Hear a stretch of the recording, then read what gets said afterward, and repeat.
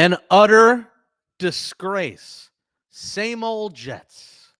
We thought this offense was fixed. We thought this offense was different under Aaron Rodgers. But what we saw on Sunday at MetLife Stadium was very similar to the Zach Wilson-like Jets. Ugly weather, ugly home football, ugly offensive football, and offensive to our eyes for having to watch that product. And we're here to talk about it. We're here to vent about it. And to join me in just a bit to do it, it'll be our buddy Conor Long of New York Flight Talk. We have a lot to rip, a lot of people to rip, a lot of anger to let out, and we'll do it on this Jets therapy session on the Sick Podcast, Jets Flight Club. Turn up your volume. Because you're about to listen to the Sick Podcast. Jets Fight Club. The sickest New York Jets podcast. It's gonna be sick. Welcome back to the Sick Podcast, Jets Flight Club. Jake Brown here. Smash that thumbs up below if you're watching on YouTube or if you're watching later on YouTube. And give us a thumbs up. Give us a comment. Subscribe wherever you get podcasts. Write a nice review. Give us a 5-star rating. Follow us at Sick Pod Jets and follow me at Jake Brown Radio. Joining us in a few minutes will be Conor Long of Jets X Factor, New York Jets Flight Talk podcast. But first, let me say this. What happened Sunday does not happen for a team that's a Super Bowl contender. You don't lose to a quarterback with negative yardage in the second quarter. Bo Nix was terrible on Sunday. 12 of 25 for 60 yards. A key stat, though, was 0 sacks. And that's where the Jets went wrong. The defense, similar to last year, putting the team on their back and putting the team in a position to win football games. But we thought this would all be different with a Hall of Famer under center, number 8. But that offensive line didn't look much different than the bad one we saw last year. That play caller looked pretty similar to the one last year. Hackett, because he's lacking creativity. His offensive line is lacking protection. 5 sacks on Rodgers. Both legs are banged up. He said after the game, I need a bath. I got something going on with both legs. Didn't really divulge what's wrong, but he's banged up. And I'm sure he'll be ready when the Jets cross the pond in a game now that you go into with almost no positive thoughts. A Jets team that's now 2-2. We knew they'd probably lose to San Francisco, but you had to win this football game and go across the pond 3-1. Now you're facing a Vikings team, Sam Darnold 4-0. They were blowing out the Packers. I know the final score was close. That was some garbage time points for the Packers. The Vikings have looked like a Super Bowl contender with Sam Darnold at the helm. Meanwhile, the Jets look nothing close to one. When you're 7.5, 8-point favorites at home against a rookie quarterback who on Sunday looked putrid, you cannot lose that football game. Greg Zuerlein hasn't been the same kicker, but if you watch this game, it's hard to put much blame on him. The offense didn't put him in a great spot, a 50-yard kick in those rainy conditions. I mean, we really had it good with that home opener. 1, the Jets won. 2 was a blowout. 3, the weather was good. It continues to be disastrous weather at MetLife Stadium. Last year, you saw it with the Giants game. You saw it even with the opener where people had to go in their cars because of thunder and lightning. It was back to the old ways, and it was that doom and gloom kind of day. Similar to how my old co-host felt about the Jets, and how could you blame him? 10-9 of the Broncos. And again, I mean, even how bad they were, they had a chance to put this game away in the last minute, and Zuerlein couldn't kick the field goal. But I'm putting the blame all on this offense. I'm putting in an offensive line that allowed no holes to run, 23 for 64 on the ground. 5 of those were by Rodgers for 26. He had a long of 14. Breece Hall, 10 carries, 4 yards. I think my buddy Conor could outrun Breece Hall. That can't happen. You can't win football games when your bell cow has 10 carries for 4 yards. He has 2 catches for 14. Garrett Wilson, outside of that touchdown in the home opener, has been nowhere to be found. And maybe you're seeing, some of the arguments between Rodgers and him coming to life here in the football field. Allen Lazard has been his guy. If you want to look at one silver lining outside the defense, which was fantastic, was Mike Williams, 4 for 67. It was good to see Mike Williams make some big catches. Allen Lazard has been Rodgers' guy, though, 5 for 58. But Garrett, 5 of 41. Conklin, after a monster game, didn't get involved until some garbage time catches late, 4 for 17. Breece Hall, 2 for 14. Braylon Allen, 1 for 12. Jeremy Rucker, 2 for 10. Xavier Gibson, 1 for 6. But when you look at the other side and why it's frustrating why they lost this game, outside of Cortland Sutton, 3 for 60, listen to these stats. Burton, 1 for 3. Javonte Williams, 2 for 3. Josh Reynolds, 0. Humphrey, 0. Dulcich, 0. Atkins, 1 catch for 0 yards. McLaughlin, 1 catch for 0 yards. Franklin, 2 catches for -2 yards. Beatty, 2 catches for -4 yards. All 60 of Bo Nix's passing yards ended up essentially going to Cortland Sutton. And you lost 10-9. That is inexcusable. You came out so ill-prepared to play a bad football team. Don't tell me the Broncos are good. They're not. Sean Payton coached circles around Nathaniel Hackett, around Robert Saleh, which is not surprising. Sean Payton is light years better head coach than Robert Saleh. Whether you like Sean Payton or not, they're not even in the same stratosphere. And this coaching staff has a lot of questions to answer going into a game in London that I don't feel like the Jets have a shot to win. Pathetic. Putrid. This looked like the Jets we've seen the last few years that could not score again. After a game where we saw them driving down the field with ease, what happened? And I'm not going to sit here and blame the rain like Robert Saleh, the king of excuse making. This coaching staff, the kings of excuse making. KOE, king of excuses. That's what our bald friend is.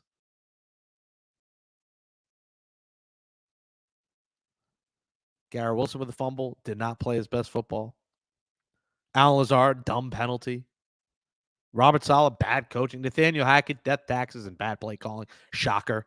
Continuing to not even try reverses. Continuing to not even get screens to his best players. Not giving their best players a chance to succeed. Must be a day that ends in Y. Must be another Sunday in Jets land. Well, next Sunday, you're going to wake up with a cup of tea and crumpets.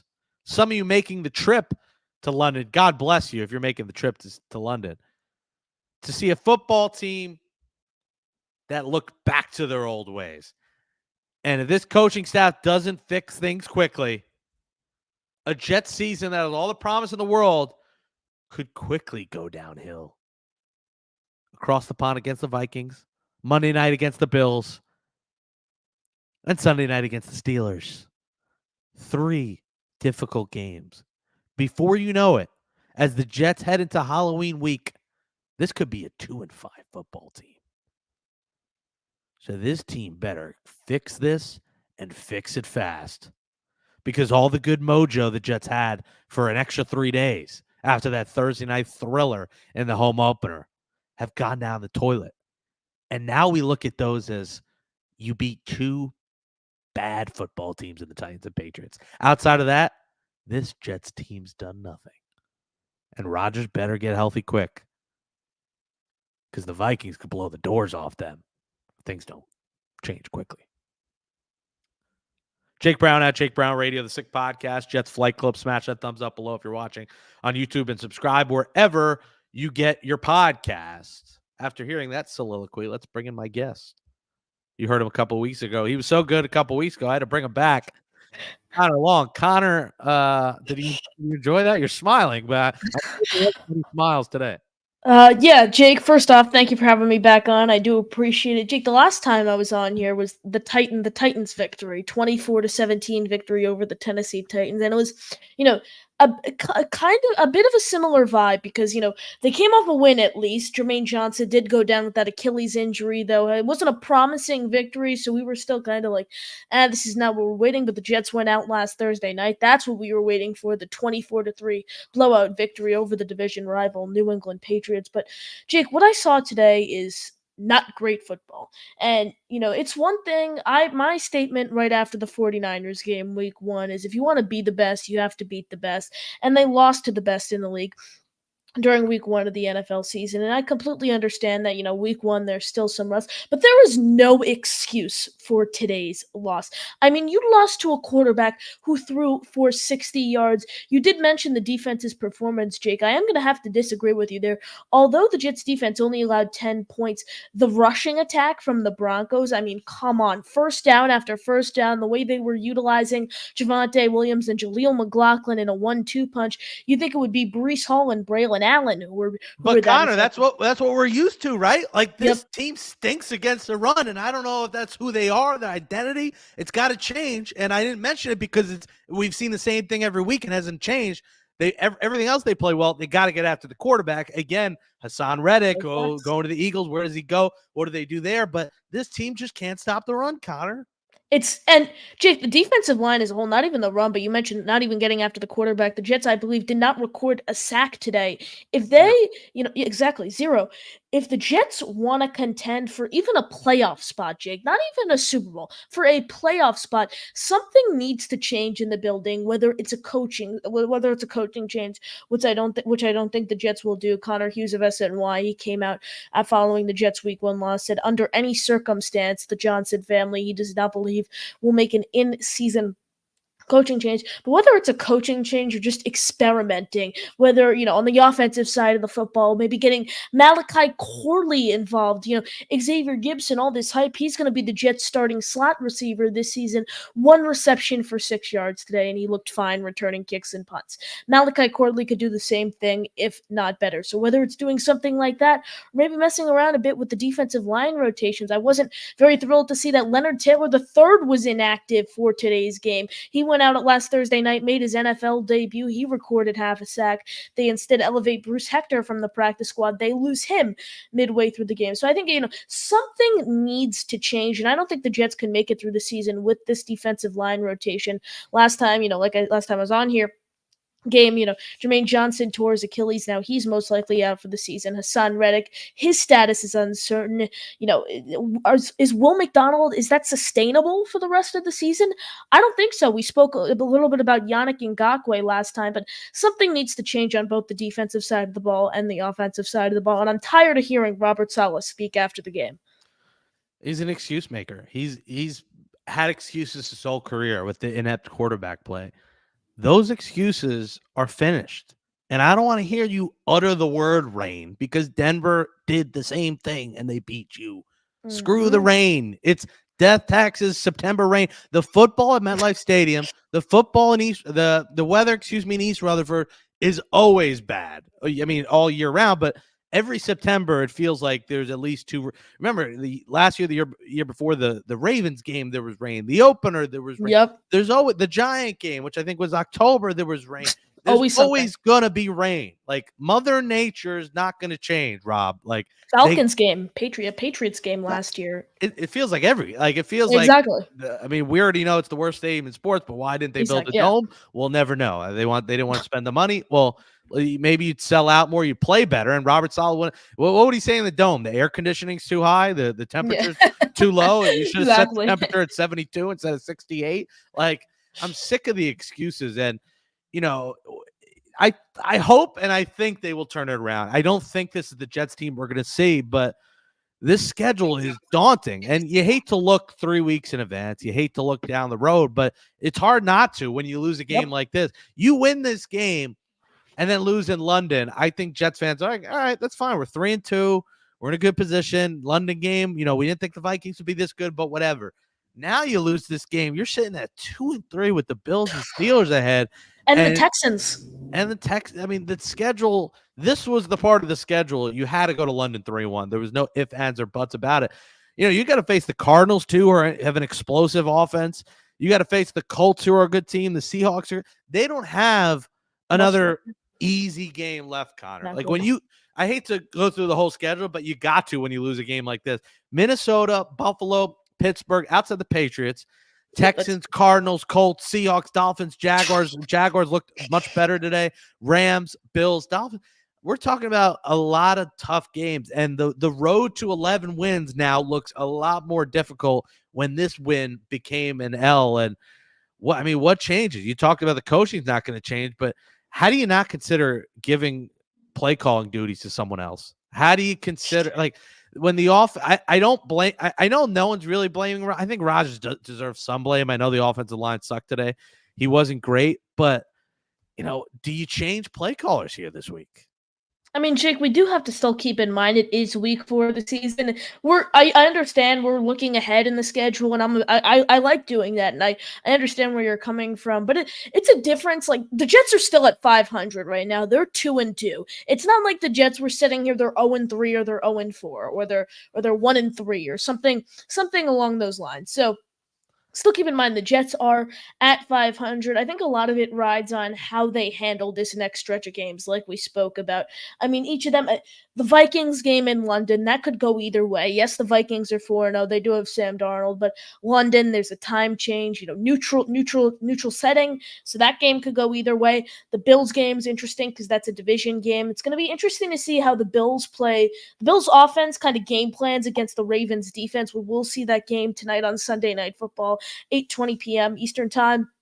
And, after that, you have the Steelers game. They did lose today to the Colts to fall to 3-1 on the season. But still, they have an elite defense. They don't have a great offense, but they're just – Jake, there's a difference between the Steelers and the Jets. The Jets clearly have more talent overall, but the Steelers are just such a well-coached football team. You look at what Mike Tomlin has done over his career. He's taken Kenny Pickett to the playoffs. He's taken Duck Hodges to the playoffs. I mean, this Steelers team, although they do not have a lot of talent on the offensive side of the ball, they don't have a lot of firepower. They're still well-coached, and that's what a lot of, what success really comes down to in this league. That's a tough game. You look at the Texans, they have such a talented offense.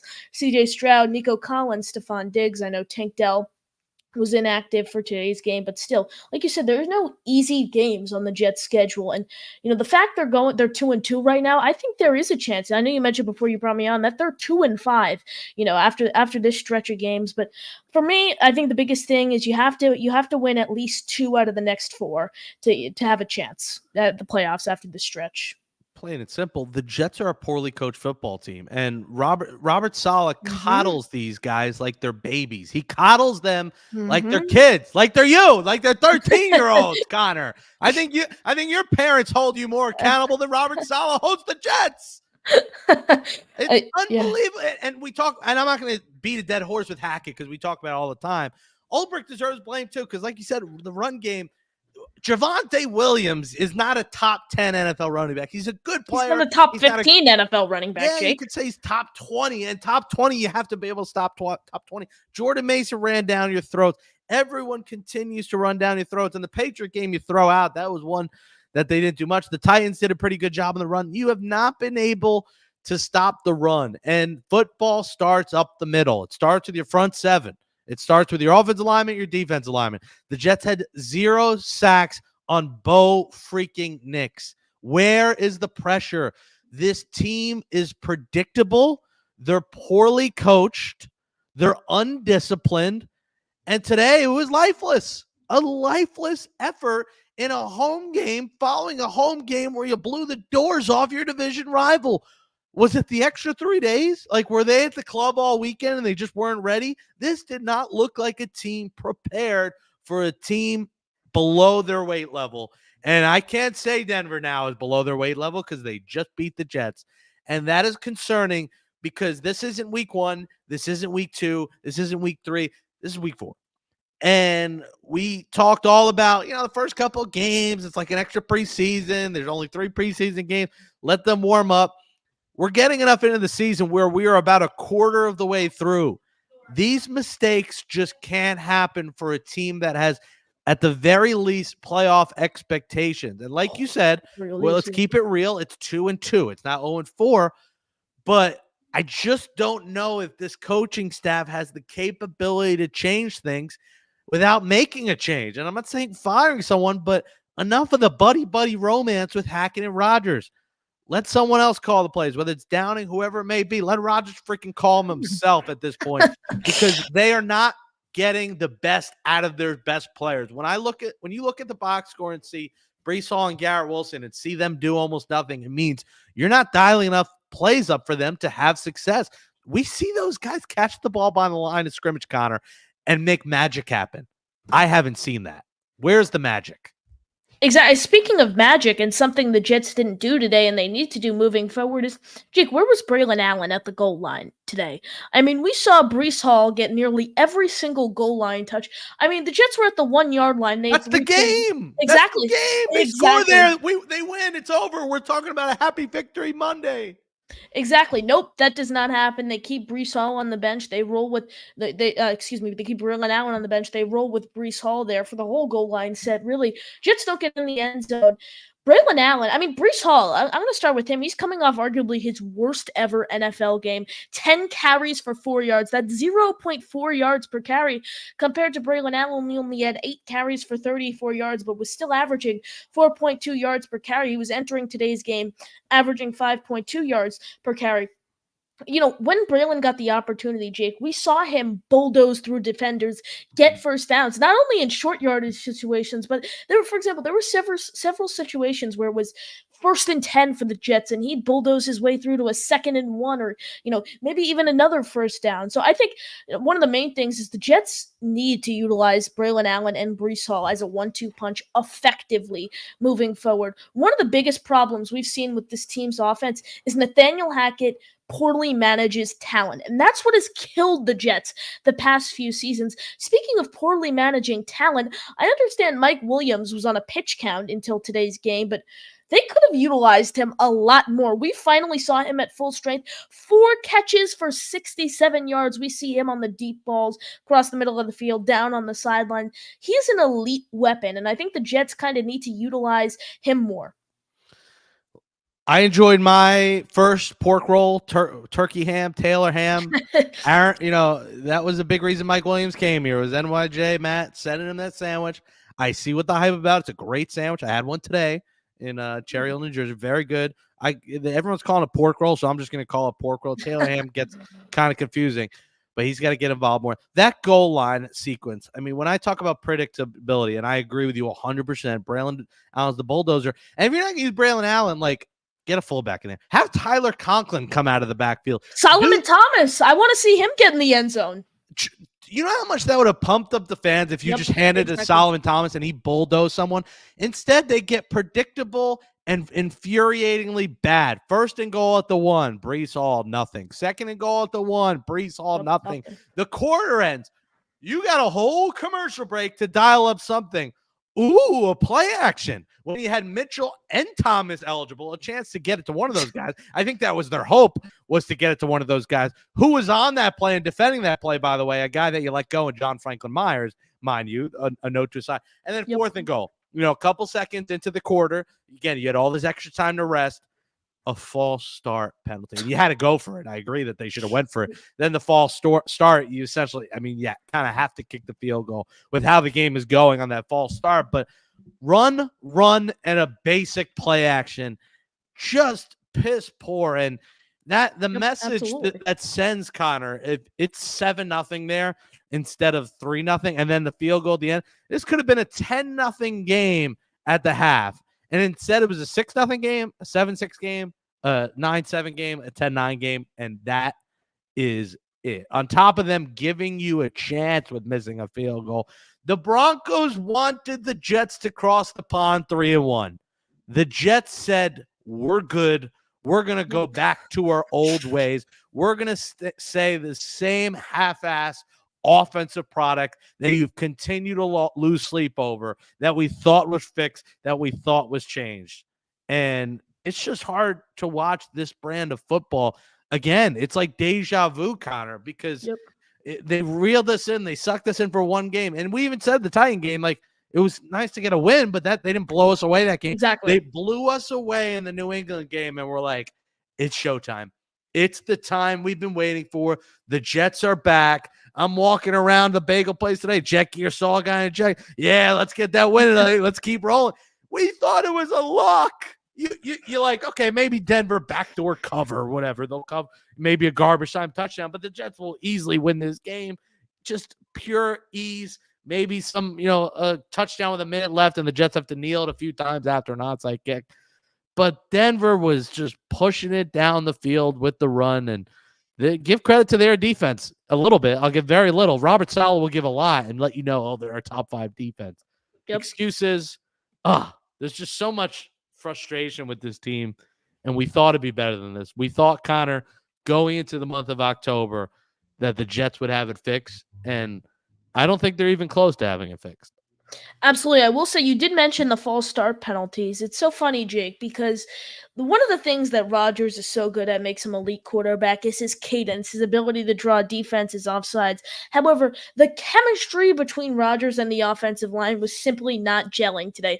I mean, the Jets had so many pre-snap penalties. I think they had 15 total penalties, 13 of which were accepted, 13 accepted penalties for 90 yards. I'd say about 5 or 6 of them were pre-snap penalties from the Jets offensive line, from them literally just jumping because of Rodgers' cadence. I mean, we literally saw Rodgers, obviously doing his standard cadence, and Tyron Smith, Jake, I don't know if you remember this play, but Tyron Smith, no one even moved. And then Tyron Smith just dropped right back into protection, then boom, 5 yards right there. And that's really what killed the Jets' drive. If they cut down on those pre-snap penalties, forget the 1 yard line stuff. If they cut down on those pre-snap penalties, they get around 40 more yards in that game, and it's a completely different ball game. I mean, this is still a 1-point game, 10-9. It was very, very ugly, but the Jets could have easily won this game 21-7, 28-14. It could have been a lot better. 13 penalties for 90 yards against the freaking Bo Nix-led Broncos. Pathetic. The fans deserve better. There were 82,000 people wearing senior ponchos, sitting in the rain, wet, soaked, miserable, and once again leaving that shitty stadium with the same shitty feeling of we suck. Just end the season. The same old Jets. And you can't blame them for feeling like utter crap watching that product, paying top dollar for that product, and seeing the same stuff we've seen with Zach Wilson, with Tim Boyle, with every other quarterback. Joe Flacco, who leads the Colts to victory. How about Joe Flacco at 39 years old? I think you're all seeing in the end, the Jets coaching is some of the worst in football across the board. Pathetic coaches. Players leave here and have success they didn't have here because you didn't coach them up to be good NFL players. Plain and simple. We talked about all the talent of the world, Connor. This team's stacked. Look at this roster. The Jets on paper are a Super Bowl contender. I said it. I made the homer pick of Jets are winning the Super Bowl. And on paper means jack crap. It means nothing. And you're seeing that now because no matter who's on the roster, whether who replaces who, it's the same product of football. It's the same undisciplined football. It's penalized football. It's incompetent football. It's predictable football. And the Jets losing to teams inferior to them has become predictable, Connor. Absolutely. And that's what I've said. We saw it again. Like, I'm going to kind of reference back to the week 1 game. We saw it with the 49ers where almost every play was predictable. Then we saw it with the Titans. They kind of mixed things up. The Patriots is where they went out, really dominated, and showed, okay, we are no longer the same old Jets. This is who we are. We've changed our image, and we are a Super Bowl caliber team. However, no, they revert back, like you said, to their old form today. And every step they took was so predictable. I mean, Jake, we mentioned the 13 penalties for 90 yards. There were still some no calls that could have gone against the Jets, some holding calls from the Jets defense and pass interference calls that could have been called against the Jets that didn't. So you could argue possibly the Jets got the better end of that bargain while still, giving up 90 penalty yards. So it's just not great overall. And you got to hope the Jets are able to show some of the play they showed against New England in these next stretch of games with the Vikings, with the Bills, with the Texans, with the Steelers, because Jake, you cannot play like that and expect to win high quality football games. They need to fool teams. They need to do something out of the box, and they don't. Like, you have Garrett Wilson, you have Xavier Gibson doesn't even get involved. The Yak King is no one knows if he's on this planet. If he's is he on the alive? roster. Yeah. He's not. I think he was active today. Am I right? I don't think he was. No, yeah, he was. I don't think they inactivated any off. I didn't know.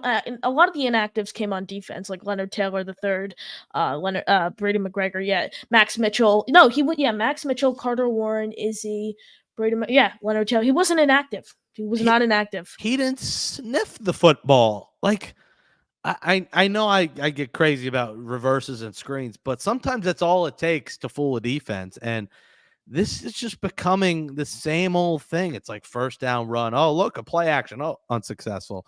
Oh, here's something good. Oh, let's bring it back. Conklin, great catch. Oh, wait, there was a penalty and illegal motion on Lazard. Like, every time something good happens, it's one step forward, it's two step back. And I don't know, man. It's a bad feeling. And we're going into a feeling against a 4-0 Viking team. And man, how much does Sam Darnold want to shove it to the Jets in another country?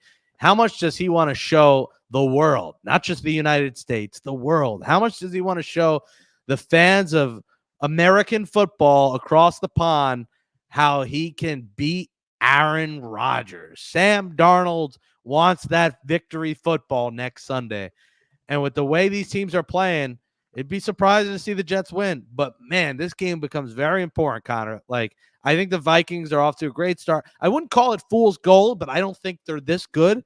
And I don't think the Jets are this bad. So it's coming. Those two are going to come together.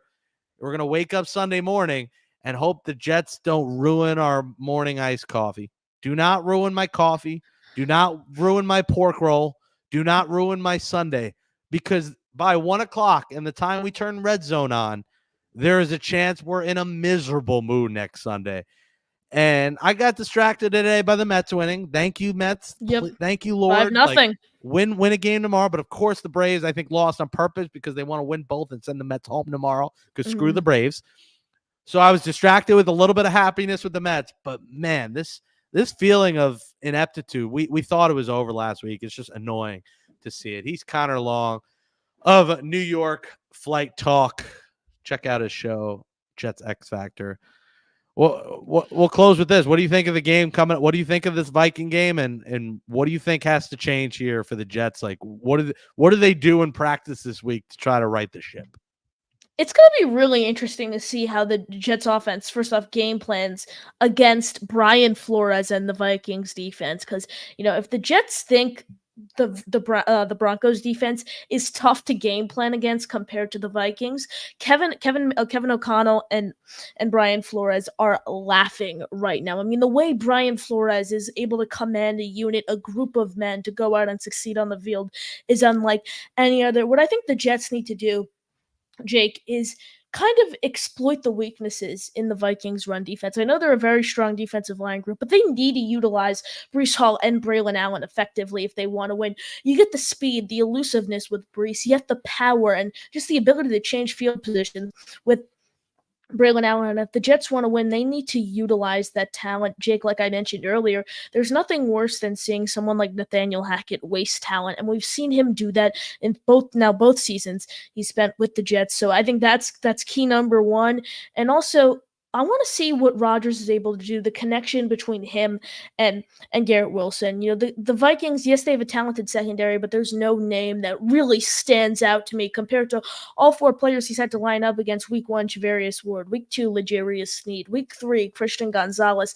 This week, Pat Surtain was still able to pass 40 yards. But I want to see the game that we were expecting out of Garrett Wilson to start the season, that 100-yard game with 1 or 2 touchdowns. I really want to see that. So I think the main thing is the Jets need to come out and attack early, and if Rodgers finds a weakness in the Vikings secondary, just the Jets offense finds a weakness in general in that very talented Vikings defense, they need to continue to just pound the rock, whether, obviously pound the rock's referring to the run game, but just pound the ball no matter where it is and exploit that weakness. I think that's what the Jets need to prepare for in this week's of practice. Yeah, 4 keywords you said is 1, attack early. Minnesota did that today, 28-0. And to the point, Green Bay tried to come back, but it was just an insurmountable deficit. that, man, if Aaron Jones runs down your throat and you're down 21-0 early, there's no shot this Jets offense puts that together. They got to, like you said, attack early, get after the quarterback early, and show Sam Darnold, hey, kid, like, let's remind you what you did with us and, beat your ass. Let's do that. The other two words you said, wasted talent. I agree. They're wasting so much talent. We're not seeing a lot of the talent. If Brees Hall has to be better, and you have to create better holes for him. That's, doing a power run, doing, faking it to Tyler Conklin, who's in motion, and giving. I hate to sound like a Madden play caller, but it ain't that difficult. Connor, we're seeing teams across the league, no matter who their quarterback is. Like I said, Joe Flacco moved the ball with success. The Jets did it once against the Patriots. Otherwise, 3 of these 4 games, they have not done it. And that is on coaching. And listen, the offensive line has got to be better. You're going to have no excuse next week. I mean, assuming it doesn't rain in London, which we'll hear about it after the game from Robert Saleh, the coaching staff. And, and AVT could say how the offensive line worked their tails off. These guys got to hold themselves more accountable, and that starts up top. When your head coach is not holding you accountable, no one's being held accountable. And that's a loser program. That's a loser type of mentality, and it could be a loser franchise if they don't turn this thing quick. I don't want to see 2-5 by Halloween. I'd like this team to be like 4-4, like at the worst. Like I don't. And that's crazy to think, because the expectation was they'd be 4-4. You're saying the expectation they'd be 5-3, 6-2, maybe even 7-1 entering that game. However, now we're sitting here after week 4 with a record of 2-2. And Jake, I will say this. Broncos, when the schedule first came out, a lot of fans circled that as, okay, this is an easy win. However, yes, the Broncos started off 0-2, but they went out, they had that great victory, 26-7, I believe it was, over at the time the 2-0 Tampa Bay Buccaneers. Obviously, Buccaneers lost that game. Don't know exactly what they did today, but it's, the Broncos are now 2-2, and it's crazy to think how you could start off 0-2 and then kind of rebound back up to 500. I'm hoping the Jets could do the same thing. Obviously, they're probably considered right now underdogs in the next 2 games, and you got to hope the Jets can go out win these next 2. Jake, boy, would it feel good to not only beat Sam Darnold and the Minnesota Vikings, but Josh Allen and the Buffalo Bills on Monday Night Football at MetLife Stadium. Wouldn't that be great? It'd be great, but I don't think it's going to happen. I mean, I'd love for it to happen, Connor, but that is a mood that I had after the Patriots game, but this has just brought us down to life. 9 points, chances to win. The 1-yard line changed the game, like 1 freaking yard, and they're going to lose sleep over that. They're going to be like, how did we not get that 1 yard? Oh, that's right. We handed it off. We tried a dumb play action, and then we got a false start. Bang, field goal. Yay, yippee. You can't win a field goal. MetLife Stadium had 2 football games this weekend in 4 days. 0 touchdowns were scored by the home teams. Is the end zone kryptonite from, I'll call them New Jersey football teams? Clearly it was this weekend, because the Jets look bad, the Giants look bad, and please, Mets, just win a game on Monday and get to the playoffs, because this will be rock bottom for the fans of the ETS. And we can't handle the Mets missing the playoffs after what we saw from the New York Jets. Absolutely. And show us some guts, Connor. Show us fight. Just fight. And I hate to quote, a former president of ours. I'm not quoting him. I'm quoting myself, saying fight. Fight. And show us grit, resilience, and show us what you got, Connor, because this can't be our New York Jets of 2024. They are a playoff team. They need to show us that. No more excuses. Maybe a trip across the pond and leaving the country and exploring the sights and sounds of the rest of the world will give this team a reality check. The Jets are better than this. He's Conor Long. New York Flight Jets Talk at New York Flight Jets. He writes for Jets X Factor, does a great job. Subscribe to his YouTube and his podcast. Conor, it was great to have you. I hope the next time we talk, we are in better spirits, because it's got to be better than this. Absolutely. Well, first off, Jake, I do appreciate you having me here on the post-game edition of Jets Flight Club. Like I said, really appreciate it. Love to come back on again. But it's a really great point, because the Jets, you mentioned 4-4 earlier going into the Halloween game, which is just crazy to think. I know I said I'd like 5-2. I think if the Jets are below 500 entering that game, I think it is pretty safe to say that the playoff hopes might be dead. If you're, whatever it is, you're under 500 entering that game. Again, that really tough game on Thursday Night Football against C.J. Stroud and the Houston Texans. You need to be, I think, above 500 if you still want to be a live dog in the playoffs and the division as a whole. But like I said, Jake, really appreciate you having me. Great stuff from Conor. He's Conor Long. I'm Jake Brown at Jake Brown Radio at Sick Pod Jet. Smash that thumbs up, comment below, subscribe wherever you get podcasts. Follow me on all social media at Jake Brown Radio. Subscribe to my YouTube at Jake Brown Radio. We'll chat with Conor again soon. We will talk to you to preview that game in London. Eric Coleman should be back. This man is racking up the travel miles. He's all over the place. We're glad to have Conor fill in today for him. And it's not a happy victory Monday. We hope it'll be a happy victory Sunday following that Sunday morning football against the Vikings. We'll be back on Thursday to preview it. Until next time on Jets Flight Club, I'm Jake Brown. Keep the faith. And that's a wrap. Hope you don't miss us too much until next time. Follow the Sick Podcast Jets Fight Club on YouTube, Instagram, Facebook, Google Play, and Apple Podcasts.